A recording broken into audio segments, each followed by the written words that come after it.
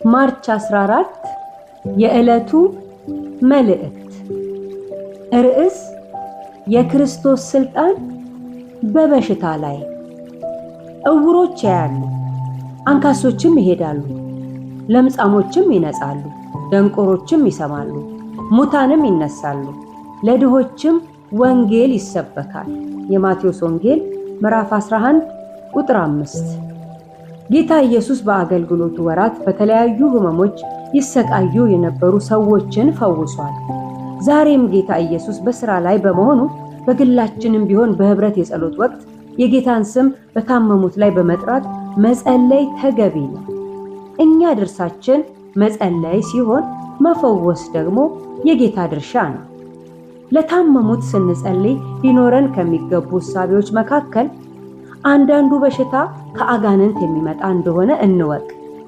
ስለዚህ አስቀድመን ሰዎቹ ከአጋንንት እስራት እንዲፈቱ መጸለይ ያስፈልጋል።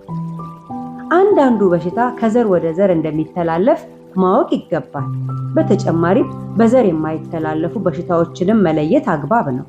ከዘር ወይም ከቤተሰብ የሚተላለፍ በሽታ ከሆነ ከዘር ጋር የተገናኘውን መስመር በእግዚአብሔር መንፈስ በመታገዝ መለየትና ተደራሽ ጸሎት መጸለይ ይገባል።